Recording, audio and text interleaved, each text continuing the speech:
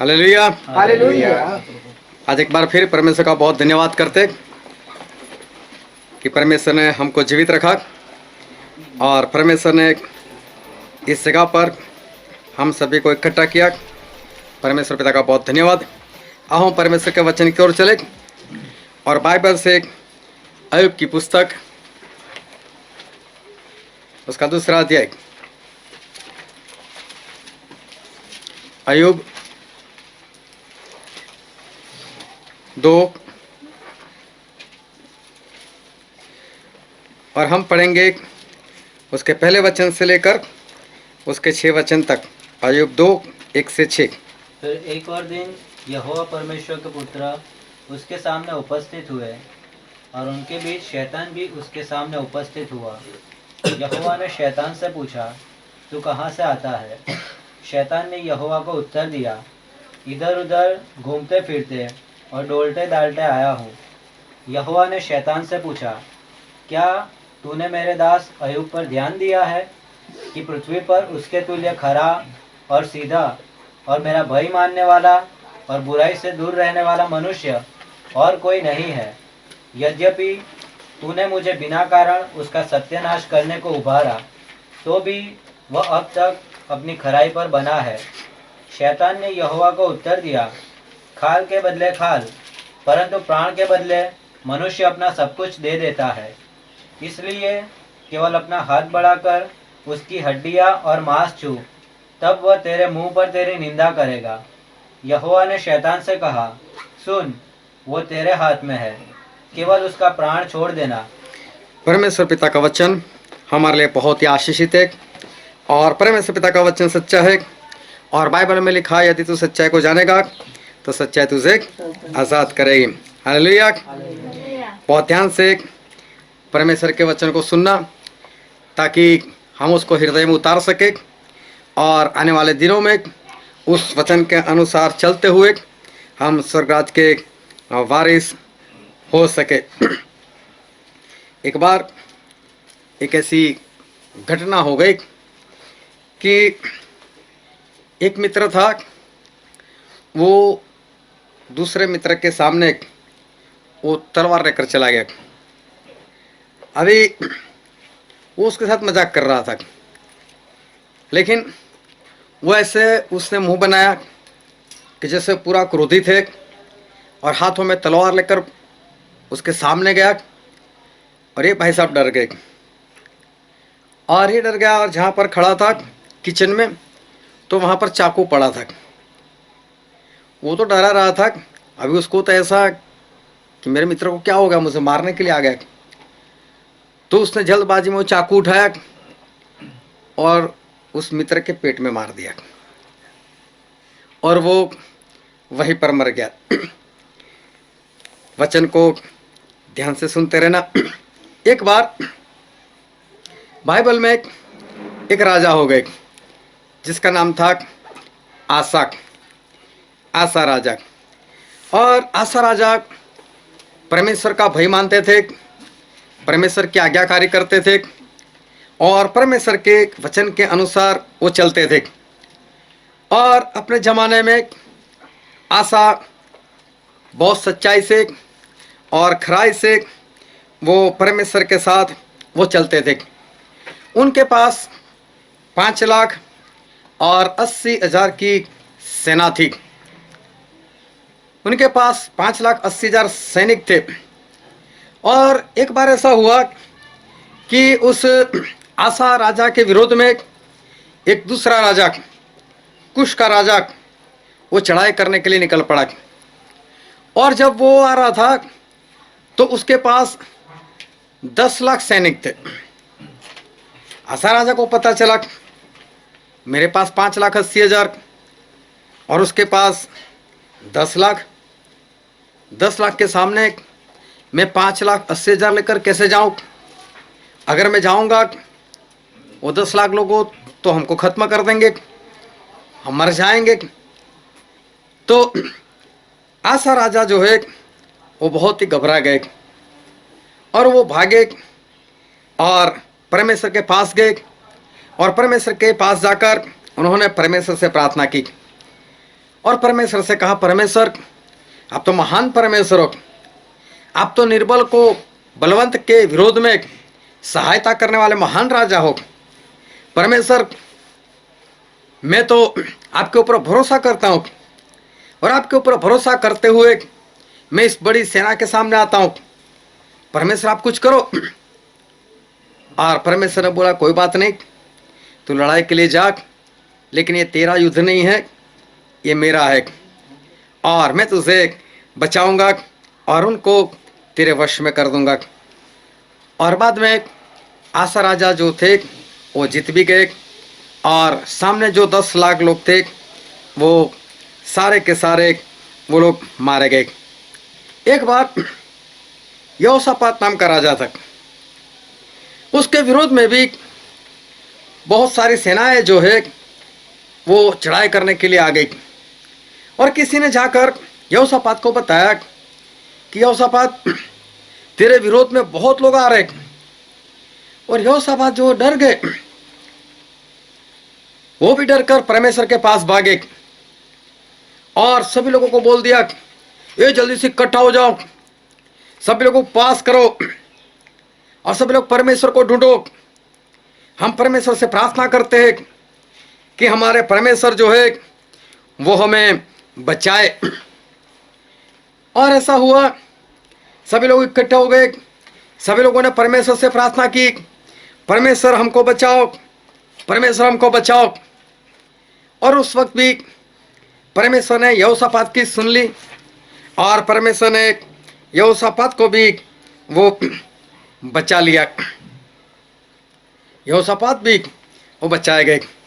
लेकिन आसा राजा जो थे 10 लाख लोगों का नाश करने के बाद एक बार फिर से बादशाह नाम का एक राजा जो था वो चढ़ाई कर कर आ गया। और जब वो चढ़ाई कर कर आ गया तो आसा राजा फिर से डर गया। लेकिन इस वक्त बादशाह की सेना 10 लाख के करीब नहीं थी, सेना छोटी थी। इस बार आसा राजा ने परमेश्वर से प्रार्थना नहीं की, लेकिन उसने ऐसा किया, हम बाइबल में पढ़ते हैं दूसरा इतिहास उसका 16वां अध्याय और उसका 2 वचन। तब आसा ने यहोवा के भवन तब आसा ने यहोवा के भवन और राजभवन के भंडारों में से चांदी सोना निकाल दमिश्कवासी अराम के राजा बेन हदद के पास दूध भेजकर ये कहा, जैसे मेरे तेरे पिता के बीच में वैसे ही तेरे मेरे बीच में भी वाचा बंद है। देख, मैं तेरे पास चांदी सोना भेजता हूँ। अभी यहाँ पर आसा राजा ने ऐसा किया कि जो परमेश्वर का भवन था उसमें से कुछ सोना निकाल कर लेकर आए, अपने पास भी जो सोना था वो भी निकाल कर लेकर आए। और आसा ने वो सारा सोना चांदी लेकर उस अराम का जो राजा था उसके पास वो भेज दिया और बोले, मैं तुझे इतना इतना सोना देता हूँ, चांदी देता हूँ, ये देता हूँ, वो देता हूँ, लेकिन तू एक काम कर, मेरे पास आ, मुझे बचा, मुझे छुड़ा। इसका मतलब कि आसा राजा जो थे वो बचना चाहते थे, आसा राजा जो थे वो छूटना चाहते थे, आसा राजा जो थे वो जीवन वो चाहते थे। ये जीवन जो है हमारा वो बहुत ही मूल्यवान है और सभी इंसान जितने भी लोग हैं वो सभी लोग जिंदा रहना चाहते। कोई भी ऐसा नहीं कि जो ऐसा चाहता हो कि मैं मर जाऊं। सभी लोग जो है वो जिंदा रहना चाहते और इसलिए जब भी उनके जीवन में ऐसी परिस्थिति आती है तब वो लोग बचने के लिए कुछ न कुछ करते हैं। आसा राजा के सामने जब 10 लाख लोग आए तो बचने के लिए परमेश्वर से प्रार्थना की। दूसरी बार बादशाह राजा आया तो उसने अराम के राजा को सोना चांदी दिया, मुझे बचा, मुझे छोड़ा, मतलब मैं मरना नहीं चाहता और वो मरना नहीं चाहता था। यहोशापात के विरोध में जब लोग चढ़ाई कर कर आए तो यहोशापात भी मरना नहीं चाहते थे, वो भी तो जिंदा रहना चाहते थे। तो इंसान जो है वो ये चाहता है कि मैं जिंदा रहूं। कोई भी इंसान ऐसा नहीं चाहता कि मैं मर जाऊं। कभी भी किसी को ऐसा बोलो कि तू मर जा, तो लोग वो क्या बोलते हैं, श्राप क्यों देते हो। मैं तो बोलता हूं किसी को बोलो ही ना तू मर जा, तो क्या नहीं मरेगा वो, मरेगा। वो फिर भी मरेगा।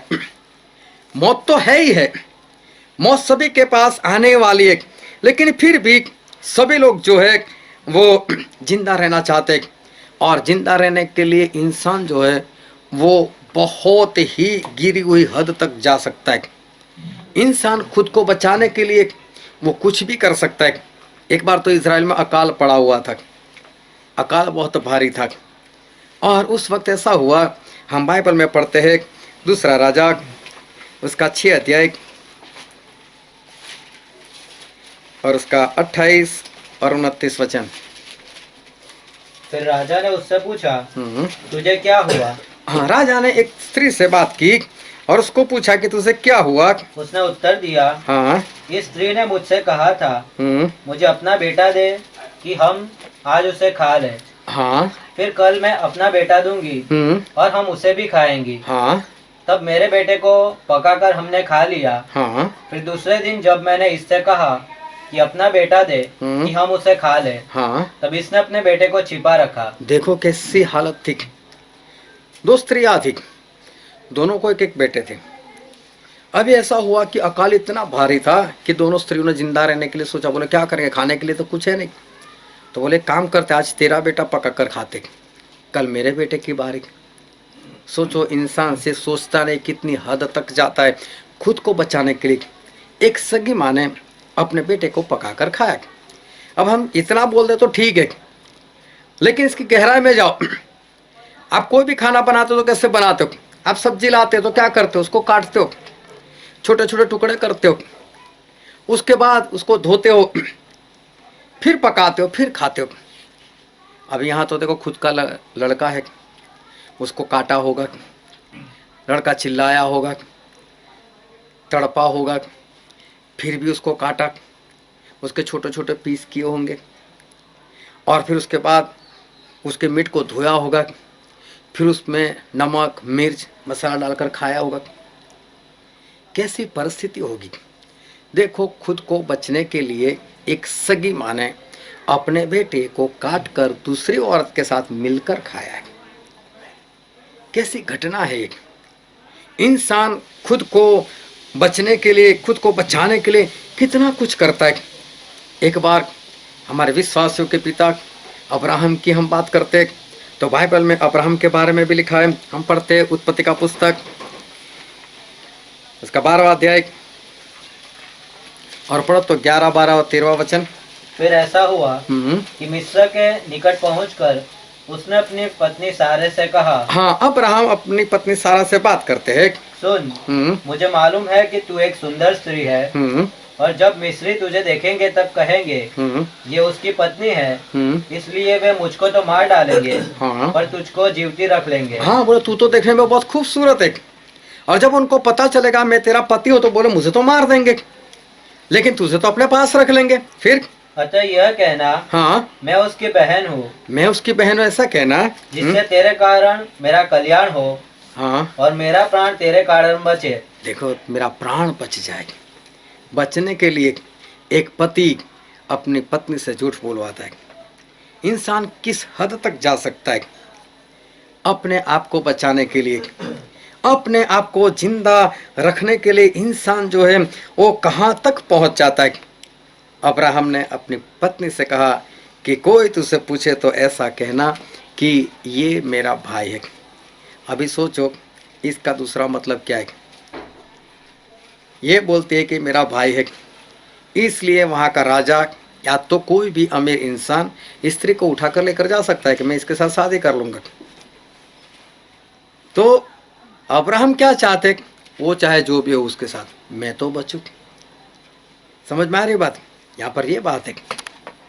चलो, परमेश्वर ने ऐसा कुछ होने नहीं दिया, लेकिन अब्राहम अपनी जान बचाने के लिए अपनी पत्नी से ऐसा कहते, ऐसा बोलना कि मैं भाई हूँ तेरा।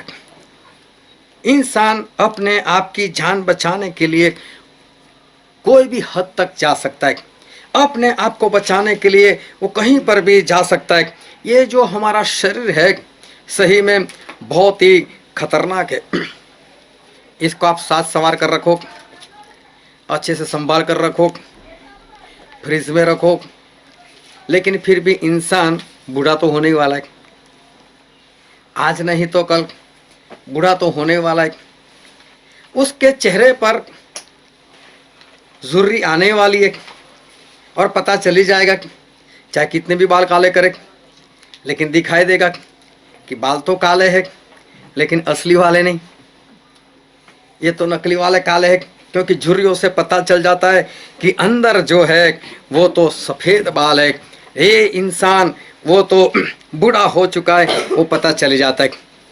इंसान चाहे कितने भी अपने आप को साथ संवार कर रखे, संभाल कर रखे, लेकिन वो मरने वाला तो है ही है। चाहे उसको कोई बीमारी आए चाहे बीमारी ना आए, लेकिन इंसान जो है वो कभी न कभी तो वो मरने वाला है ही है। लेकिन फिर भी इंसान जो है वो इस शरीर के पीछे बहुत ही पागल होता है। इस शरीर के पीछे बहुत ही पागल इंसान जो है वो रहता है। एक बार 2 औरत थी और बस में एक ही सीट खाली थी और दोनों औरतें लड़ रही थी, मेरी जगह, दूसरे बोलते नहीं मेरी जगह है, मेरी जगह मेरी जगह। अभी शांति नहीं हो रही और कंडक्टर के पास आवाज पूछी, कंडक्टर पहुंच गए कि क्यों आपस में लड़ रहे हो, क्या हुआ। एक बोलते हैं ये सीट मैंने रोक कर रखी है, दूसरी बोलती है नहीं मेरी है। तो बोलते एक ही सीट है, लड़ते क्यों, जिसकी उम्र ज्यादा वो बैठ जाओ। पूरा सफर खड़े होकर बिताया, 2 में से एक भी नहीं बैठी क्योंकि बड़ा होना नहीं चाहते, मैं इससे बड़ी हूं नहीं। एक बार तो एक इंसान की शादी हो गई और सुबह वो लेट उठा, उसकी पत्नी पहले से उठ गई, नहा धोकर इसको उठाया, ये देखकर चौंक, बोले कौन है तू। अरे बोले कल तो शादी, आज भूल गए। बोले शादी हुई वो तो कुछ और दिखती थी। ये कहाँ से। अरे बोले वो तो मैं सास संवर कराई थी ना, इसलिए हो सकता है ऐसा। लेकिन बोले सगाई में भी तो ऐसी दिखती थी। बोले तब भी तो मैं मेकअप करवाया था। बोले किसके पास। इतना बढ़िया मेकअप कौन करता है। तो उसने ब्यूटी पार्लर वाले का नाम बता दिया। वो वहाँ पर गया और उसने जाकर उसको पूछा कि मेरी पत्नी को सगाई वाले दिन जो कुछ पाउडर वगैरह जो कुछ सब किया, बोला आपने ही किया था। बोले हाँ नहीं किया था। बोले शादी के दिन, बोले हाँ मैंने। बोले क्या बढ़िया मेकअप करते हो आप, बहुत ही ज़ोरदार, आपका काम जो है बहुत अप्रिशिएबल है। बोले मैं आपको गिफ्ट देना चाहता हूँ, लेकिन मैं पहले तसल्ली करने के लिए आया था। और फिर घंटे में तो जाकर गिफ्ट देकर आया। गिफ्ट उसने देखा, बढ़िया सा मोबाइल, पूरा पैक, आईफोन लेटेस्ट मॉडल। वो देखकर खुश हो गया। बोले क्या बात है। और मोबाइल तो किसको पसंद नहीं, चाहे उसके पास हो तो भी। उसने तो फटाफट खोला और जब खोला पूरा पैकेट तो अंदर से नोकिया 3300 बहुत पुराना निकला, ब्लैक एंड वाइट मोबाइल। बोलो भाई साहब ऐसी गद्दारी करते हो मेरे साथ। बोले इतना बढ़िया पैकेट और उसके अंदर ये। बोले तूने मेरे साथ वही तो किया। बाहर से तो ऐसे आईफोन जैसा तूने कर कर दिखाया, लेकिन अंदर वही था 3300 वाला मॉडल। इस शरीर के लिए लोग जो है वो क्या नहीं करते। शरीर के लिए इंसान कुछ भी हद तक वो जा सकता है। प्रभु यीशु जब इस धरती पर थे, उन्होंने अपने चेलों के साथ बातचीत की थी और एक भविष्यवाणी की थी। और हम बाइबल में पढ़ते हैं मत्ती उसका 26वां अध्याय और हम पढ़ते उसका 31 वचन। मत्ती 26 का 31। तब यीशु ने उनसे कहा, तुम सब आज ही रात को मेरे विषय में ठोकर खाओगे। हाँ। क्योंकि लिखा है कि मैं चरवाहे को मारूंगा और झुंड की भेड़ें तितर बितर हो जाएगी। हाँ, प्रभु उसने भविष्यवाणी की कि देखो ऐसा लिखा हुआ है कि मैं चरवाहे को मारूंगा और भेड़ तितर बितर हो जाएंगे, मतलब भेड़ भाग जाएगी। मतलब प्रभु यीशु ये कहना चाहते थे कि मुझे मार देंगे और तुम सब लोग मुझे छोड़कर भाग जाओगे बोले। अभी जब ये भविष्यवाणी प्रभु यीशु ने की तो पढ़ो तो आगे उसका 33वां वचन। इस पर पतरस ने उससे कहा, यदि सब तेरे विषय में ठोकर खाए तो खाए, परंतु मैं कभी भी ठोकर ना खाऊंगा। लेकिन पतरस ने बहुत हिम्मत से कहा, प्रभु ऐसा नहीं होगा, चाहे 11 ठोकर खा सकते लेकिन मैं नहीं खाने वाला, मैं तो प्रभु साहब को छोड़कर मैं कभी नहीं भाग सकता। फिर 35वां वचन। पतरस ने उसे कहा, यदि मुझे तेरे साथ मरना भी हो तो भी मैं तुझसे कभी न मुकरूंगा। और ऐसा ही सब चेलों ने भी कहा। पतरस ने प्रभु से कहा कि प्रभु मैं आपके लिए मरने के लिए भी तैयार हूँ। बाकी के चेलों ने भी कहा कि हम मरने के लिए भी तैयार हैं, लेकिन हमको पता है जब पकड़ने के लिए आया तो क्या हुआ, सभी लोग भाग गए। क्यों भाग गए? अपने आप को बचाने के लिए। गुरु का जो होता है होने दो, मरते तो मर दे दो, हम तो भागे। ये शरीर जो है सही में बहुत खतरनाक है। इस शरीर के पीछे लोग पागल है, किसी भी हद तक जा सकते। प्रभु यीशु के चेले जो सब कुछ छोड़कर भागे थे, जो अपना परिवार छोड़कर आए थे, जो अपना कारोबार छोड़कर आए थे, अपनी जॉब छोड़कर आए थे, ऐसे लोग भी खुद को बचाने के लिए प्रभु यीशु को ऐसी ही अवस्था में मरने के लिए छोड़कर वो सभी लोग भाग गए। इतना ही नहीं, पतरस तो वापस मुड़कर पीछे पीछे आए और जिस हॉल में प्रभु यीशु को रखा था वहां पर बैठे। कोई पहचान नहीं की, प्रभु यीशु से मिले नहीं, प्रभु यीशु क्या हुआ आपके साथ, कितना मारा इन लोगों ने, कुछ भी नहीं, वो तो छुप कर बैठा है, देखते क्या होता है। और 3 बार उस बार पतरस ने इनकार कर दिया, मैं यीशु को नहीं जानता। क्यों? अगर मैंने हाँ बोल दिया तो ये लोग मुझे भी मार देंगे। जो लोग बोलते थे कि हम मरने के लिए तैयार हैं, वो लोग मरने के डर से ही प्रभु यीशु को छोड़कर भाग गए। और पतरस जो थे उन्होंने 3 बार इनकार कर दिया। लेकिन हमारे प्रभु यीशु वो मरने के लिए आए थे। कोई भी इंसान है वो जिंदा रहना चाहता है। मित्र ने तो तलवार ऐसे ही उठाई थी डराने के लिए। सामने मित्र है, वो पहचानता होना चाहिए कि मेरा मित्र कैसा है, लेकिन तुरंत चाकू बचने के लिए उसको ही चाकू मार दिया। कैसी घटना हो जाती है। लेकिन ऐसा क्यों हुआ? मरना नहीं चाहता इंसान, मरना नहीं चाहता, लेकिन बचने के लिए वो किसी भी हद तक वो जा सकता है। लेकिन हमारे प्रभु यीशु एक ही परमेश्वर ऐसे कि जो हमारे लिए मरने के लिए आए थे। और मरकुस में ऐसा लिखा है, मरकुस उसका 10वां अध्याय और उसका 45 वचन। मरकुस 10 मार्क और उसका 45। मनुष्य का पुत्र इसलिए नहीं आया, क्योंकि मनुष्य का पुत्र मतलब प्रभु यीशु इसलिए नहीं आए कि उसकी सेवा टहल की जाए। हाँ, कि उसकी सेवा की जाए, पर इसलिए आया कि आप ही सेवा टहल करें। हाँ, और बहुतों की छुड़ौती के लिए अपना प्राण दे। अपना प्राण दे। प्रभु यीशु मरने के लिए आए थे। वो अपना प्राण जो है वो देने के लिए हमारे प्रभु यीशु जो है वो आए थे। एक बार लड़के लड़की और उनके परिवार वाले मानते नहीं थे शादी के लिए। दोनों ने सोचा हम दोनों मर जाते। और इन लोगों ने तय किया कि वो पहाड़ है, उस पहाड़ के ऊपर से जंप लगा देंगे खाई में, बस मरना पक्का है। जब वहाँ पर पहुँच गए तो लड़की बोलते पहले तू बोले वैसे तो लोग लेडीज फर्स्ट बोलते, लेकिन कोई बात नहीं, तो बोलती तो मैं। उसे जंप लगा दिया और फिर बोला जंप लगा जंप लगा। वो बोलती नहीं, ये प्यार तो अंधा होता है, मैं अंधी नहीं हूं, मैं तो चली वापस। वो तो मुड़ गई। इंसान मरना नहीं चाहता, तो लड़के ने भी पैराशूट खोल दिया। बोले ऐसा प्रेम तो पागल लोग करते। इंसान जो है वो शरीर के पीछे इतना पागल है, उनको मालूम है कि मरना ही है, लेकिन फिर भी इंसान जो है वो मरना नहीं चाहता। वो तो सिर्फ बोलते रहते तेरे लिए तो जान है, लेकिन तेरे लिए जान है कहने का मतलब है मैं जिंदा रहूंगा, तू मर जाना। हाँ, मैं मरने वाला नहीं।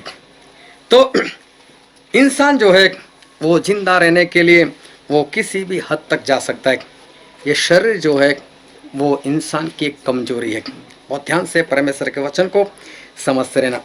एक भाई साहब, उनकी पत्नी बीमार हो गई, विश्वास में थे, जानते थे कि परमेश्वर सर्वशक्तिमान है, वो जानते थे कि अस्पताल में जाना जरूरी नहीं है, मेरे परमेश्वर के कोड़े खाने से हम चंगे हो चुके, सारे वचन उनके पास थे, प्रार्थना भी की, 1 दिन प्रार्थना की, 2 दिन प्रार्थना की, 3 दिन प्रार्थना की, लेकिन बीमारी टली नहीं, बीमारी गई नहीं। और फिर वो चले गए अस्पताल, और अस्पताल में कुछ खर्च करवाया, लड़की बच भी गई।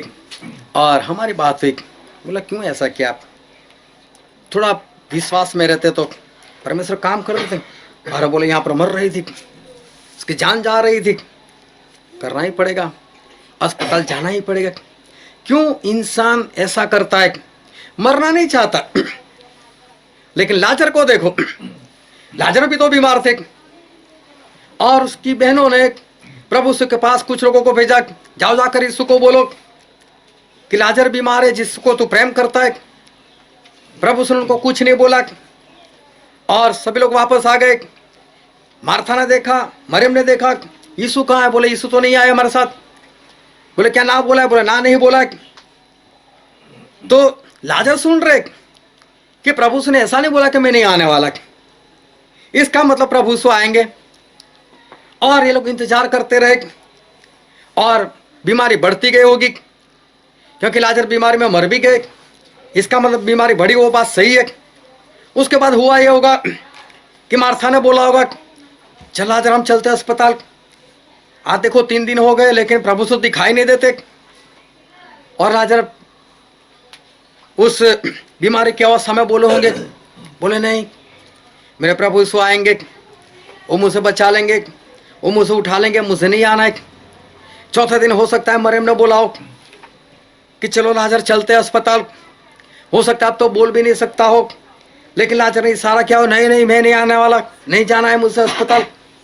और ऐसे करते करते आखिर में लाजर मर भी गए, लेकिन अस्पताल नहीं गए।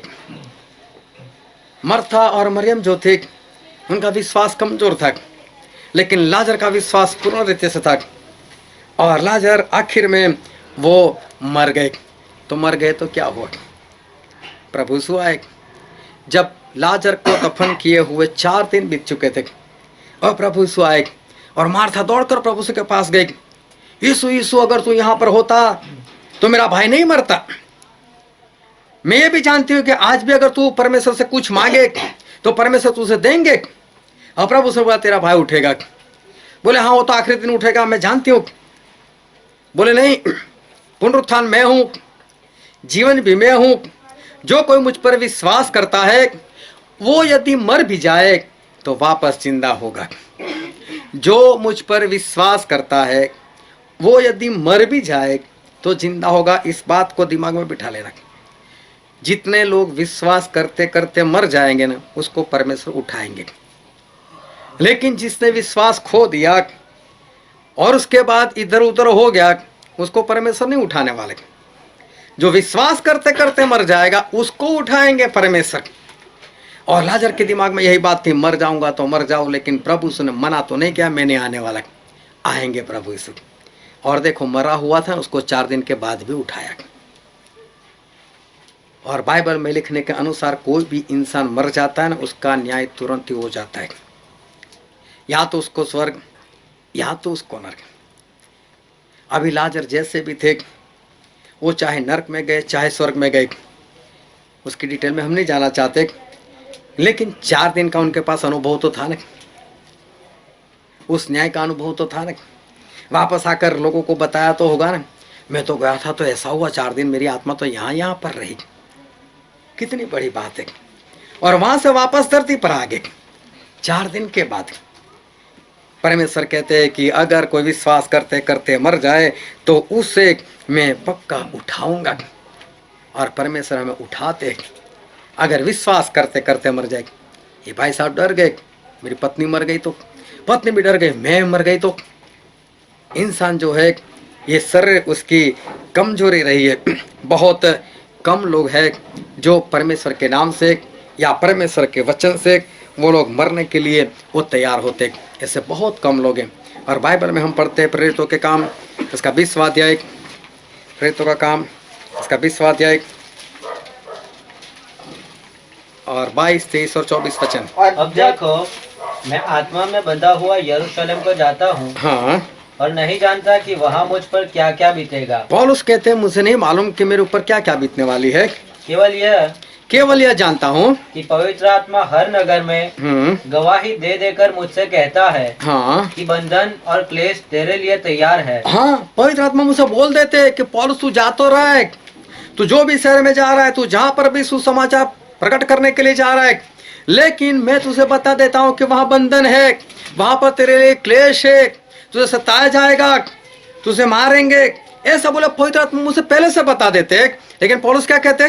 परंतु मैं अपने प्राण को कुछ नहीं समझता। हाँ, पौलुस कहते मैं अपने प्राण को कुछ नहीं समझता कि प्रिय जानूं, कि इससे प्रिय जानूं, वरन यह कि मैं अपनी दौड़ को और उस सेवा को पूरी करूं हाँ, जो मैंने परमेश्वर के अनुग्रह के सुसमाचार पर गवाही देने के लिए प्रभु यीशु से पाई है। हाँ, लेकिन पौलुस कहते हैं मैं तो चाहे मर जाऊं तो मर जाऊं, लेकिन परमेश्वर ने मुझे जो काम दिया है बस मैं उसको पूरा करना चाहता हूँ और इसलिए मैं तो भागने वाला हूँ।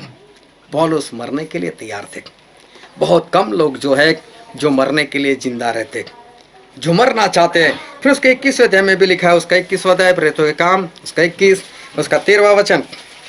परंतु पौलुस ने उत्तर दिया, तुम क्या करते हो कि रो रो कर मेरा दिल तोड़ते हो? मैं तो प्रभु यीशु के नाम के लिए यरूशलेम में न केवल बांधे जाने ही के, हाँ, सिर्फ मैं बंधुआई में आने के लिए ही नहीं, वरन मरने के लिए भी तैयार हूँ। मैं तो मरने के लिए भी तैयार हूँ। कितनी बड़ी बात। लोग शरीर के लिए क्या क्या नहीं करते और पौलुस बोलते मैं तो मरने के लिए तैयार हूँ। हालेलुया। बहुत कम लोग हैं जो परमेश्वर के लिए मरने के लिए तैयार है, लेकिन प्रभु उसने पहले से ही कहा था। हम पढ़ते हैं मत्ती उसका 10वां अध्याय और उसका 39 वचन।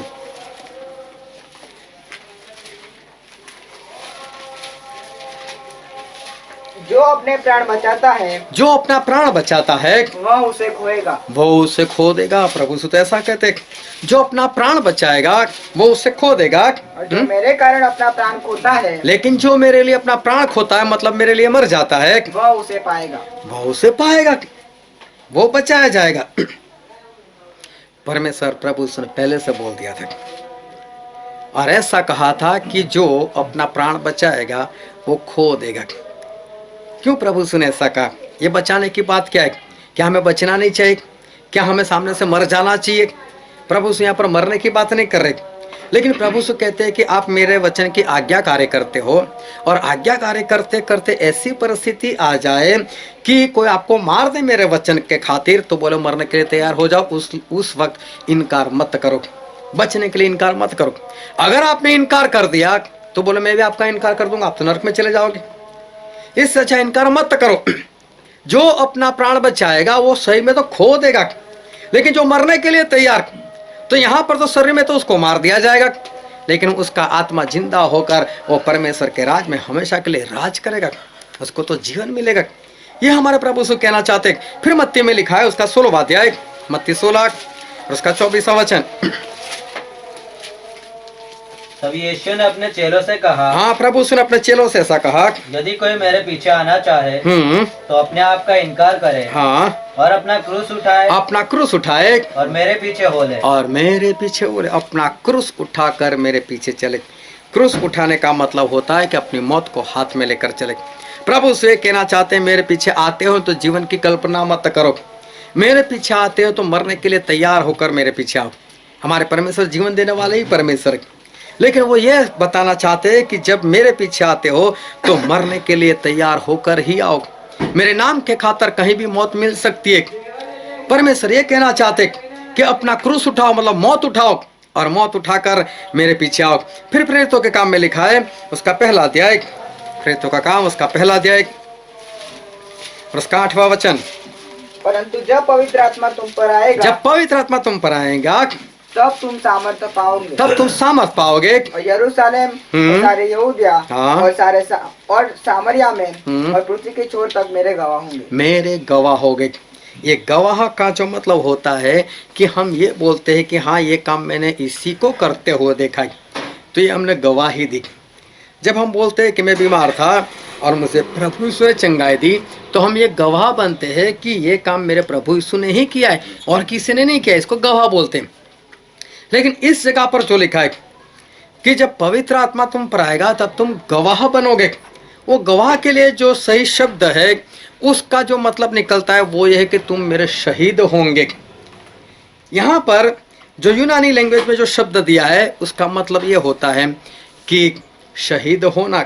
जब पवित्र आत्मा तुम पर आएंगे तब तुम मेरे गवाह, मतलब कि शहीद बनोगे, मतलब मेरे लिए मरने वाले बनोगे। पवित्र आत्मा भी हमारे अंदर क्यों भेजा जाते हैं? ताकि हम मरने से कभी पीछे ना हटे, हम परमेश्वर के लिए मरने के लिए भी तैयार हो जाए। और इसलिए पौलुस कहते हैं, हम पढ़ते हैं 2 कुरिन्थी उसका 5वां अध्याय, 2 कुरिन्थी उसका 5वां अध्याय और उसका 2 वचन। इसमें तो हम कराते और बड़ी लालसा रखते हैं हाँ, इसमें तो मतलब इस शरीर में तो हम कराते हैं कि अपने स्वर्गीय घर को पहन ले। हाँ, और हम कराते हुए ये सोचते हैं कि हम स्वर्गीय घर को, मतलब ये शरीर हमारा नष्ट हो जाए, हम मर जाए और हम आत्मिक शरीर, मतलब परमेश्वर का दिया हुआ स्वर्गीय शरीर जो है वो हम ग्रहण कर ले। पौलुस बोलता है कि हम तो मरना चाहते हैं, इस शरीर में तो हम कराते हैं कब मौत मिले, कब मौत मिले। जिंदा रहने की लालसा नहीं है, मरने की लालसा है, कब मैं मर जाऊं और कब मुझे स्वर्ग का वाला जो शरीर है वो मुझे मिले। फिर उसका 6 वचन पढ़ो तो। अतः हम सदा ढाढ़स बांधे रहते हैं और यह जानते हैं कि जब तक हम देह में रहते हैं, जब तक हम देह में रहते हैं तब तक प्रभु से अलग है। तब तक हम प्रभु से अलग है। पौलुस चाहते मैं परमेश्वर से मिलूं। ये शरीर जिसने पाप किया है, उस पापी शरीर से हम परमेश्वर को देख नहीं सकते, हम उनके पास पहुंच नहीं सकते। तो पौलुस कहते हैं कि जब तक मैं इस शरीर में हूं तो परमेश्वर से दूर हूं, इससे अच्छा कब मर जाऊं और कब मैं परमेश्वर के पास पहुंच जाऊं। देखो पौलुस क्या चाहते हैं, वो तो मरना चाहते हैं, परमेश्वर से संगति चाहते हैं। फिर उसका 8 वचन, इसलिए हम ढाढ़स बांधे रहते हैं और देह से अलग होकर प्रभु के साथ रहना और भी उत्तम समझते हैं। हाँ, हम तो देह से अलग होकर मतलब कब मर जाए और कब प्रभु के पास चले जाए, इसकी हम इच्छा रखते, इसके हम तलबगार रहते। पौलुस ये सोचते हैं कि कब मैं मर जाऊं, कब मैं मर जाऊं और कब मैं प्रभु के पास चला जाऊं। कितनी बड़ी बात है, परमेश्वर के लिए मरने वाले बहुत ही कम है। और फिर आगे लिखा है, हम पढ़ते हैं 1 कुरिन्थी उसका 15 अध्याय और उसका 53वां वचन। क्योंकि अवश्य है कि यह नाशमान देह, यह नाशमान देह, मतलब ये जो हमारा शरीर है वो तो नाशमान है। देह अविनाश को पहन ले। वो अविनाश को, मतलब जो नाशमान नहीं है उसको पहन ले। मतलब बाइबल हमें स्पष्ट करता है कि ये जो हमारा शरीर है वो तो नाशमान है, मतलब मरने ही वाला है। ये शरीर जो है वो तो खत्म होने ही वाला है, वो तो मर ही जाएगा एक दिन, और उसको अविनाशी शरीर जो है वो उसको धारण करना ही पड़ेगा। और ये सारी बातें परमेश्वर इसलिए बता रहे क्योंकि प्रकाशित वाक्य में ऐसा लिखा है, प्रकाशित वाक्य उसका 13वां अध्याय और उसका 7 वचन। और उसे यह अधिकार दिया गया, हाँ, शैतान और एंटी क्राइस्ट जो उसके बारे में बताया है, उसको यह अधिकार दिया गया है कि पवित्र लोगों से लड़े, हाँ, पवित्र लोगों से लड़े और उन पर जय पाए, और उन पर जय पाए। ये शैतान के पास, एंटी क्राइस्ट के पास, मसीह के विरोधी के पास ऐसा अधिकार है कि वो मसीह के लोगों को खत्म कर सके। शैतान के पास ये अधिकार है कि वो हमें मार दे, और इसलिए हम मरने वाले तो है ही है। इंसान जो है वो कभी ना कभी तो वो मरने वाला है ही है, आज नहीं तो कल मौत जो है वो उसके पास है ही है। लेकिन ये सब कुछ जानने के बाद भी, ये सब कुछ पढ़ने के बाद भी, ये सब कुछ समझने के बाद भी जो विश्वासी लोग हैं उनका जीवन कैसा होता है, वो ध्यान से परमेश्वर के वचन को वो समझते रहना। कि ये सब कुछ बाइबल के वचन जानने के बाद भी जो विश्वासी लोग हैं उनका जीवन जो है वो उनका जीवन कैसा होता है, बहुत ध्यान से परमेश्वर के वचन जो है वो उसको समझते रहना। हर शनिवार हम लोग होल नाइट करते हैं और अभी परमेश्वर की कृपा बहुत बड़ी है कि रात को कर्फ्यू लगता है। ये बहुत अच्छी बात है। हाँ, पहले तो क्या है कि प्रार्थना समाप्त और सब उठकर चले जाते थे। अभी तो अच्छी बात है, कर्फ्यू कोई अपने घर नहीं जा सकता, तो उसके बाद हम बाइबल देख सकते, हम बाइबल स्टडी कर सकते, बाइबल के वचन देख सकते। और पिछले 3 शनिवार से हम ये देखते आए हुए और बहुत ही परमेश्वर हमारे जीवन में अच्छा काम कर रहे और लोगों की गवाही आती है और हमको गवाही मिलती है कि परमेश्वर ने ये काम किया, वो काम किया। एक रात, हफ्ते में एक रात जागने से भी कई लोग डरते, कैसे जागिया। सुबह तो मेरा सर जो है ना वो दुखने लगता है। बहुत ध्यान से समझते रहना। सही में एक रात जागने से कुछ नहीं होता है। हम सब लोग जानते हैं कि जागने से सर में दर्द हो ऐसा बाइबल में कहीं पर भी नहीं लिखा, या जागने से कमजोरी आती है, चक्कर आते हैं, ऐसा भी बाइबल में कहीं पर भी नहीं लिखा। लेकिन इंसान जो है वो अगर एक रात अगर जागने से अगर डरता हो, वो मरेगा कैसे? परमेश्वर के लिए एक दिन तो मौत आ ही जाएगी, वो अलग से बात है। लेकिन ऐसा इंसान वो मरने के लिए कब तैयार होगा? और आज वचन बहुत ध्यान से समझना कि परमेश्वर आज हमसे कौन सी बात करना चाहते और परमेश्वर हमको क्या सिखाना चाहते। आज जो वचन हमने पढ़ा था वो था अय्यूब, उसका 2 अध्याय, और हमने पढ़ा था 1 से 6 वचन। वहाँ पर एक घटना दी है और घटना ऐसी थी, एक तो पहले अध्याय में लिखी हुई है कि एक बार परमेश्वर के सामने सारे स्वर्गदूत इकट्ठा हो गए और स्वर्गदूत इकट्ठा हुए तो साथ में शैतान भी भाग कर वहाँ चला गया। जब शैतान भी उस स्वर्ग में गया और शैतान जो स्वर्ग में गया तो ये जो बाइबल में यहाँ पर लिखा है उससे एक बात बहुत स्पष्ट होती है। बहुत सारे लोग जो है उस शैतान को लेकर अंधेरे में जीवन जी रहे। उनको ऐसा है कि शैतान जो है उसको परमेश्वर ने स्वर्ग से नीचे डाल दिया। ये जो धरती है उस धरती को कभी देखना, वो गोल है पूरी तरह से बॉल के समान, और उसमें हमारा भारत देश जो है वो बीच में पड़ता है। वो भी पूरा बीच में फैला हुआ नहीं है, बीच में किसी हिस्से में पड़ता है। और उसमें हम कहाँ पर रहते हैं? गुजरात में। हालेलुया, हम गुजरात में रहते हैं ना। गुजरात में भी कहाँ रहते हैं हम? वडोदरा शहर में। अहमदाबाद हमारे से ऊपर है या नीचे? ऊपर। ढलान बहुत है, ऐसे जाते हैं हम लोग। भरूच कहाँ है? फिसल कर चले जाओ, होता है ऐसा? नहीं जाते। इस धरती के नीचे किसी को डालना है तो कहां से डालोगे? है ऐसी कोई जगह जहां से आप किसी को धरती के बाहर नीचे डाल सकते हो जो इतनी छोटी है स्वर्ग की तुलना में? स्वर्ग भी इतना बड़ा है कि वहां से नीचे डालने की कोई जगह नहीं है कि परमेश्वर ने शैतान को ऊपर स्वर्ग से नीचे डाल दिया और ऐसे डाला कि नीचे एक धरती थी, डायरेक्ट धरती के ऊपर आकर गिरा और धरती खाली थी। बाइबल में ऐसा लिखा है, ऐसा 45 के 18 में, कि परमेश्वर ने इस धरती को सुनसान रहने के लिए नहीं बनाया लेकिन बस्ती के लिए बनाया। अगर धरती थी तो उस पर बस्ती होनी चाहिए। लेकिन शैतान को हम कब देखते? आदम से पहले था वो, एदन बाग में वो आया, मतलब आदम से पहले था। शैतान आदम से पहले था और उसको डाला गया। ऐसा है प्रकाशित वाक्य में लिखा है, और वो वचन हम पढ़ लेते हैं। प्रकाशित वाक्य उसका 12वां अध्याय और 8 वचन पढ़ो तो, 8 और 9। परंतु प्रबल न हुए और स्वर्ग में उनके लिए फिर जगह न रही। और स्वर्ग में उनके लिए कोई जगह नहीं रही।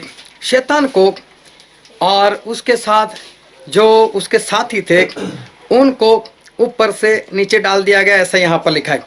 और क्या लिखा है? फिर स्वर्ग में जगह नहीं मिली। अगर आदम से पहले उसको डाल दिया गया था तो अय्यूब के वक्त वो ऊपर कैसे गया? ये प्रश्न है, चलो भी अभी हमारा सब्जेक्ट नहीं है, लेकिन हमारा सब्जेक्ट कुछ और है। तो शैतान जो स्वर्ग में चला गया, अभी स्वर्ग में चला गया, इसका मतलब उससे पहले उसको फेंका नहीं गया था।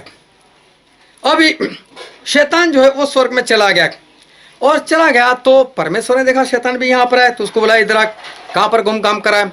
बोले मैं पृथ्वी पर इधर उधर सब जगह पर जाकर आया हूँ। बोले मेरा दास अयुब, उसके ऊपर क्या ध्यान लगाया तूने? तो उसने ऐसा नहीं बोला हाँ लगाया है, लेकिन उसने क्या बोला? बोले वो ऐसे ही तेरी आराधना करता है, ऐसे ही तेरे पीछे चलता है, क्या तूने उसको आशीष नहीं दी? क्या तू उस चारों उसकी रखवाली नहीं करता? क्या तेरे कारण, तेरी आशीष के कारण उसकी संपत्ति नहीं बढ़ गई? बोले काम कर, अपना हाथ बढ़ा, उसकी संपत्ति को छू ले। बस शैतान ये कहना चाहता है कि परमेश्वर सब कुछ उसके हाथ से छीन लो, और फिर देखो क्या होता है। तो क्या हुआ? परमेश्वर ने बोला शैतान ये सब मेरे पास नहीं है, अगर मैं हाथ बढ़ाऊं, मैं उसकी संपत्ति को छू लूं, तो हो सकता है दुगुना हो जाए, हो सकता है 10 गुना हो जाए, 100 गुना हो जाए। मेरे हाथ में से कोई बात, तू हाथ लगा, जा तू छू ले उसको। और फिर हम जानते हैं कि शैतान ने ऐसा कुछ किया कि अयुब का सब कुछ छीन लिया गया, अयुब के पास कुछ भी नहीं बचा। अभी वापस स्वर्गदूत परमेश्वर के सामने इकट्ठा हुए। अभी जो वचन हमने पढ़ा वहां पर, शैतान भी वहां पर पहुंच गया। परमेश्वर बोले शैतान इधर देख, बोले तूने ऐसा बोला था ना, और मैंने तेरे हाथ में सब कुछ कर दिया था ना, तूने अयुब का सब कुछ ले लिया ना, तो भी बोले देख क्या हुआ, वो तो आज भी मेरी आराधना करता है। अभी शैतान पलटी लगा दी उसने, बोलो उसमें क्या है, चमड़ी के बदले चमड़ी, प्राण के बदले में तो इंसान अपना सब कुछ दे सकता है, उसमें कौन सी बड़ी बात है। लेकिन बोले अपना हाथ बढ़ा, उसको छू ले बोले, और फिर देखना वो तेरा इनकार करता है कि नहीं। शैतान जो है वो यहाँ पर एक बात करता है कि देख इंसान जो है वो तो अपनी चमड़ी के लिए वो तो सब कुछ दे देता है, अपने प्राणों को बचाने के लिए सब कुछ दे देता है। और प्रभु उसके पास एक बार एक स्त्री आई थी जिसको 12 साल से लहू बहता था, और उसने प्रभु यीशु के पल्लू को छू लिया और वो तो बच गई, उसकी बीमारी चली गई। लेकिन बाइबल में हम पढ़ते हैं मरकुस उसका 5वां अध्याय, उसका 25 और 26 वचन। और एक स्त्री जिसको 12 वर्ष से लहू बनने का रोग था, और जिसने बहुत वैद्यों से बड़ा दुख उठाया, और अपना सब माल व्यय करने पर भी कुछ लाभ न उठाया, सब कुछ खर्च करने के बाद भी इसको कोई भी फायदा नहीं हुआ था। ये औरत बचना चाहती थी अपनी बीमारी से, ये औरत अपनी बीमारी में मरना नहीं चाहती थी, इसलिए उसने एक एक कर सब कुछ गवा दिया। सब कुछ उसके पास जितना भी था सब चला गया। हो सकता है घर हो, खेत हो, सोना हो, चांदी हो, जेवरात हो, जो भी हो, लेकिन सब कुछ उसने खर्च कर दिया, लेकिन फिर भी अभी तक नहीं बची। तो ये सब खर्च क्यों किया इसने? बचने के लिए। शैतान ने बोला कि तू उसके शरीर को छू ले। बोले इंसान अपने प्राण के लिए तो सब कुछ दे सकता है, सब कुछ दे सकता है। और जो वचन हमने पढ़ा था, पढ़ो तो उसका 5वां वचन।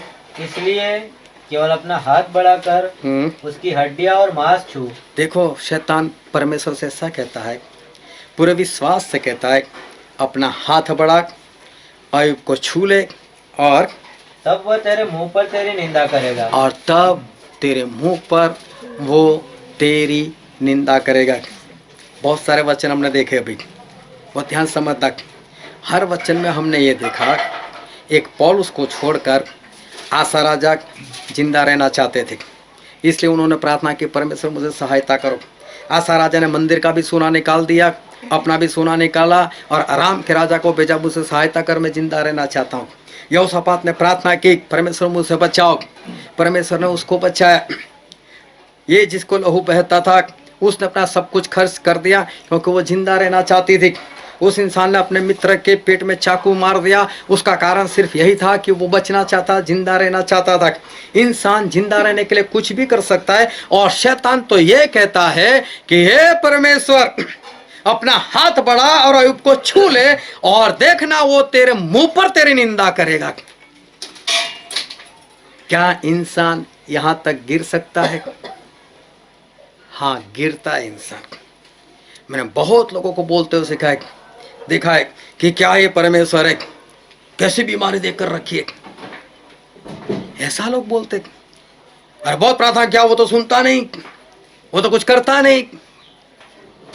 जब इंसान के शरीर के ऊपर आ जाता है तब इंसान जो है वो परमेश्वर की निंदा भी वो कर सकता है। कितने विश्वास से ये शैतान जो है वो बोल रहा है। फिर से पढ़ो तो चौथे वचन से। शैतान ने यहोवा को उत्तर दिया, खाल के बदले खाल, खाल के बदले खाल, परंतु प्राण के बदले मनुष्य अपना सब कुछ दे देता है। प्राण के बदले में मनुष्य अपना सब कुछ दे सकता है। बहुत ध्यान समझना, प्राण के बदले में इंसान क्या दे सकता है? अपना सब कुछ। सब कुछ में आपका विश्वास आ जाता है, सब कुछ में सब आ जाता है। यहाँ तक कि प्राण के बदले में इंसान जो है वो अपना विश्वास भी वो छोड़ देता है। क्या इंसान ऐसा है कि अपने प्राण के बदले में अपने शरीर के लिए वो किसी भी हद तक जा सके? हाँ, सही में इंसान ऐसा है। क्या वो विश्वास भी छोड़ सकता है? हाँ, इंसान विश्वास भी छोड़ सकता है। क्या इंसान परमेश्वर का इनकार भी कर सकता है? हाँ, पतरस ने इनकार किया। जब इंसान के प्राणों के ऊपर आता है तब इंसान किसी भी हद तक जा सकता है। अगर प्राण के ऊपर आ जाए, मैंने बहुत लोगों को देखा है और बहुत बार सीखा है। क्यों नहीं आए? बीमार थे। अरे बीमार थे तब तो पहले मीटिंग में आना चाहिए, चंगाई मिल जाती। घर में रहने से क्या फायदा? बहुत लोगों को मैंने सुना बीमार थे नहीं आए। जो इंसान सिर्फ बीमार, अभी तो मरने वाले भी नहीं थे और मीटिंग छोड़ सके, तो अगर मौत सामने देखे तो क्या करेंगे? फिर तो प्रभु बोझ को भी लात मार सकते, किसी को भी छोड़ सकते। और ध्यान से वचन को समझना, शैतान बोलता है ऐसा आज दुनिया में देखने को मिल रहा है। कितने विश्वास से वो बोला, प्राण के बदले में इंसान सब कुछ दे सकता है, अपना ईमान भी छोड़ सकता है। वो प्राण के लिए वो मीटिंग छोड़ सकता है, अपने प्राण के लिए प्रभु वो छोड़ सकता है, अपने प्राण के लिए वो परमेश्वर का इनकार जो है वो कर सकता है। हाँ, ऐसा दुनिया में आज जो है वो हो रहा है। शैतान पूरे चैलेंज के साथ कहता है। फिर से पढ़ते उसका 5वां वचन। इसलिए केवल अपना हाथ बढ़ाकर उसकी हड्डियां और मांस छू, उसकी हड्डियां और मांस को छू ले, तब वह तेरे मुंह पर तेरी निंदा करेगा। तब वो तेरे मुंह पर वो तेरी निंदा वो करेगा। कितनी बड़ी बात है। आज जो कुछ इंसान कर रहा है अपने प्राण के बदले में, क्या शैतान को वो ये नहीं कहना चाहता, हाँ शैतान तूने तो सच ही बोला है कि इंसान प्राण के लिए कुछ भी कर सकता है? क्या हम भी शैतान की आज्ञा माने? क्या हम भी शैतान का कहा हुआ पूरा करें? हमें शैतान का कहा हुआ पूरा नहीं करना है। शैतान तो बोल रहा है कि इंसान प्राणों के बदले में कुछ भी दे सकता है, वो किसी भी हद तक जा सकता है, वो परमेश्वर की निंदा कर सकता है, वो परमेश्वर का इनकार कर सकता है, वो मीटिंग को छोड़ सकता है, वो प्रभु बोझ को छोड़ सकता है, वो कुछ भी कर सकता है। लेकिन आज परमेश्वर इस वचन से हमें ये सिखाना चाहते कि मेरे बेटे तो ज्ञानी हो जा, ताकि ये शत्रु शैतान जो मुझे ताना मारता है उसको मैं मुंह पर उत्तर दूं, मेरा बेटा ऐसा नहीं है, मेरी बेटी ऐसी नहीं है। वो प्राण के ऊपर आ जाए तो भी वो मेरी संगति नहीं छोड़ने वाली, वो मेरी संगति नहीं छोड़ने वाला, वो प्रभुत्व नहीं छोड़ेगा, वो मीटिंग नहीं छोड़ेगा, वो होल नाइट नहीं छोड़ेगा, चाहे कुछ भी हो जाए। क्यों हम शैतान को सच साबित करें? हम शैतान को झूठा साबित करने वाले बने। शैतान तो बिंदास से बोलता है कि इंसान जो है वो इंसान अपने प्राण के लिए किसी भी हद तक जा सकता है, वो तो तेरी निंदा भी कर सकता है। लेकिन आज परमेश्वर हमें ये कहना चाहते हैं, तुम ऐसा ना बनो, तुम ऐसा ना करो। हम क्यों शैतान की बातों को सच ठहराए? हम ऐसा जीवन जिए कि हम कभी भी शैतान को नहीं, हमारे परमेश्वर को सच बनाए, हमारे परमेश्वर को ये कहे कि हाँ परमेश्वर आप सच्चे हो और शैतान झूठा है। हम शैतान का मुंह बंद करने वाले बन जाएंगे, क्योंकि आज परमेश्वर अपने वचन से हमें यही सिखाना चाहते, शैतान तो कहता है कि इंसान अपने प्राण के बदले में कुछ भी कर सकता है, चाहे मौत आ जाए, चाहे कुछ भी हो जाए। मरने से तो लोग डरते, लेकिन हमारे परमेश्वर बोलते हैं कि जो कोई अपना प्राण खो देगा वो अपने प्राण को बचा लेगा। हम स्वर्ग में पक्का पहुंच जाएंगे अगर हमने परमेश्वर के वचन के खातिर या उनकी गवाही के खातिर अगर हमने हमारे प्राणों को खो दिया तो कोई बात नहीं, हम बचाए जाएंगे। और इसलिए परमेश्वर इन अंतिम दिनों में और अंतिम दिनों के अंतिम वक्त में हमें पूरे चैलेंज के साथ हमसे बात कर रहे, और परमेश्वर चाहते कि हम में से कोई भी नाश ना हो। और इसलिए परमेश्वर हमें बता रहे कि हमें कैसे जीवन जीना है। हमें मरना नहीं है, हमें प्रभु के लिए मरना है। हमें जान गंवाना नहीं है, हमें प्रभु के लिए जान देना है। हमें क्रूस को हाथ में उठाकर हमें जिंदा रहना है, ताकि जब भी कुछ ऐसी बात हो तो हम मरने के लिए तैयार हो जाए, और मेरा जीना वो मसीह और मरना लाभ की बात हो जाए। क्योंकि शैतान ये कहता है इंसान प्राण के लिए सब कुछ कर सकता है, वो परमेश्वर की निंदा भी कर सकता है, लेकिन हम ऐसे ना बने, हम अपने आप को बचाए और परमेश्वर के राज के हम वारिस बने। आओ हम हमारे आंखों को बंद करें और हमारे मस्तकों को प्रभु से आगे झुकाए, जो राजाओं के राजा है, जो प्रभु के प्रभु है, जो कभी नहीं बदलते। मेरे प्रियो, शैतान तो ये कहता है कि तू अपना हाथ बढ़ा और अय्यूब को छू ले, और देख वो तेरे मुंह पर तेरी निंदा करेगा। क्या सही में हम इंसान ऐसे हैं कि जब हमारे प्राण के ऊपर आ जाए तो हम परमेश्वर की भी निंदा करें, हम उनका भी इनकार कर दें, हम उनके भी विरोध में आ जाए? क्या हम हमारे प्राण को इतना प्रेम करते हैं, परमेश्वर से भी ज्यादा, हमारे खुद के आत्मा से भी ज्यादा? मेरे प्रिय, शैतान चैलेंज कर रहा है, तू अपने प्राण के लिए अपना विश्वास भी तू बेच सकता है, लेकिन आज उस शैतान के विरोध में आओ, उसके सामने आ जाओ और उसे कहो कि मैं अपने प्राण के बदले में मैं कुछ भी नहीं करूंगा, मैं मेरे परमेश्वर को कभी नहीं छोड़ूंगा, मैं कभी भी निंदा नहीं करूंगा, मैं कभी भी संगत नहीं छोड़ूंगा। अगर बचना चाहते हो, स्वर्ग में जाना चाहते हो, तो मेरे प्रिय शैतान की बातों को झूठा साबित करो और हम स्वर्ग में पहुंच जाएंगे। ये वचन समझने के लिए, ग्रहण करने के लिए और उसके अनुसार चलने के लिए प्रभु से की कृपा हम सभी पर होने पाए।